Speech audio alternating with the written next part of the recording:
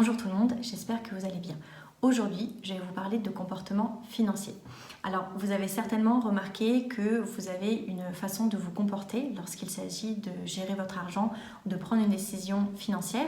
Et vous avez certainement remarqué aussi que vos proches, vos collègues ou vos amis ont eux aussi une façon de se comporter qui est un petit peu différente, voire complètement différente de la vôtre lorsqu'il s'agit de gérer leur argent ou encore une fois de prendre une décision financière. Donc chacun d'entre nous a un comportement bien différent.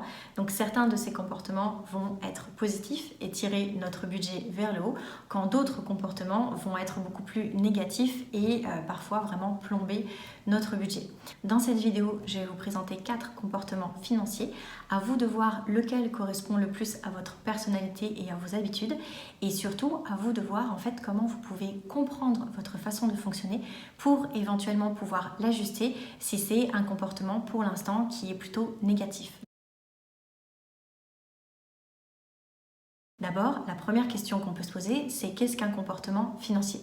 Donc un comportement financier, c'est très simple, c'est la manière qu'on a de se comporter lorsqu'on doit gérer notre argent ou prendre une décision financière.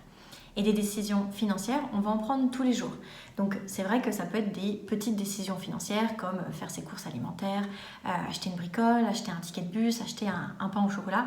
Donc peu importe, on prend tous les jours des petites décisions financières. Et de temps en temps, on va prendre des plus grandes décisions financières. Donc comme par exemple négocier son salaire, changer d'emploi pour un meilleur salaire, acheter une maison, acheter un appartement, acheter une voiture, acheter en fait quelque chose qui est plus conséquent. Et comme je vous l'ai dit, des décisions financières, on va en prendre tous les jours, donc des petites et des plus grandes, d'où l'intérêt en fait de bien comprendre son comportement financier pour pouvoir éventuellement l'ajuster si ce comportement n'est pas optimal par rapport à vos finances. Il y a un psychologue financier, Brad Klontz, j'espère que je le prononce bien, qui a identifié 4 scripts monétaires comportementaux. Donc comme je vous l'ai dit, des manières de se comporter lorsqu'on doit gérer notre argent. Donc ce que je vais faire, c'est que je vais vous lire les 4 scripts financiers et pendant que je vous les lis, essayez de voir lequel vous ressemble le plus. Le premier script s'appelle la peur de l'argent. Donc les personnes suivant ce script évitent de s'occuper de leurs finances parce que cela leur cause de la peur et de l'anxiété. Ces personnes considèrent qu'avoir de hauts revenus est réservé aux gens riches et aux gens avides. Et pour être heureuses, ces personnes préfèrent donc passer leur vie sans penser à l'argent. Donc ça, c'était pour le premier.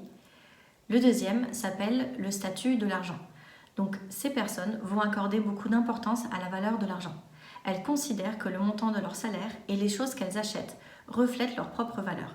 L'argent est pour elles un symbole de statut social et de réussite. Ça, c'était le deuxième. Maintenant, je vais passer au troisième qui s'appelle l'amour de l'argent. Les personnes qui aiment l'argent pensent que celui-ci réglera tous leurs problèmes financiers. Elles sont donc en permanence à l'affût d'opportunités pour avoir plus d'argent. Toutes leurs décisions sont analysées sous le spectre de coûts et de bénéfices. Donc ça, c'était le troisième. Je vais maintenant passer au quatrième qui est la prévoyance. Donc les personnes prévoyantes sont très vigilantes et conscientes vis-à-vis de leur situation financière. Une des caractéristiques des personnes suivant ce script est qu'elles sont frugales et économes. Elles suivent donc méticuleusement leurs dépenses et peuvent avoir du mal à acheter certaines choses. Est-ce que vous avez pu identifier votre script ? C'est possible que pendant que je vous ai lu en fait les différents types de comportements, vous êtes reconnu dans plusieurs scripts, mais normalement vous devez en avoir un qui est plus prédominant que les autres. Si vous avez des difficultés à vous repérer dans un des scripts ou si vous avez des difficultés à comprendre votre comportement, vous pouvez en fait vous poser les questions suivantes. Donc c'est une dizaine de questions, donc il y en a moins de 10 même je pense, qui permettent de creuser en fait votre relation à l'argent et qui permettent de mieux comprendre votre comportement à l'argent. Donc là aussi, je vais vous les lire. Donc, dans quelle situation socio-économique avez-vous grandi ? Quelle place avait l'argent dans votre famille ? Est-ce qu'ils avaient beaucoup de revenus, moyennement de revenus, peu de revenus ? Qu'est-ce que vos parents vous ont appris par rapport à l'argent ? Qu'est-ce qu'ils vous ont dit sur les riches ? Qu'est-ce qu'ils vous ont dit sur les pauvres ? Par rapport au schéma de l'argent que vous aviez dans votre famille avec vos parents, est-ce que vous avez reproduit le même schéma ? Ou au contraire, est-ce que vous avez adopté un autre schéma par rapport à l'argent ? Et enfin, quelles sont vos craintes par rapport à l'argent et quels sont vos objectifs de vie ? Là, avec les questions que je vous ai données, vous avez suffisamment de matière pour creuser votre comportement financier et poser votre diagnostic. c'est important de poser son diagnostic pour vraiment apprendre à se connaître. Parce que c'est vrai qu'on a tendance à s'intéresser souvent aux outils de gestion financière, au budget, etc. Et ça, c'est vrai que c'est important, mais cette partie-là, sur nos habitudes et nos comportements, l'est tout autant. Parce qu'on a beau avoir le meilleur budget qu'il soit, le meilleur système de gestion, si ce système n'est pas aligné en fait avec notre comportement et n'est pas en phase avec nos habitudes, et bien en fait les deux outils ne vont pas fonctionner ensemble. Commencez en fait par poser votre diagnostic et par comprendre ce qui tire votre budget vers le bas. Ensuite, essayez de l'ajuster en réfléchissant justement sur votre manière de faire, quelle est cette manière de faire négative et qu'est-ce que vous pourriez faire pour que ce soit positif.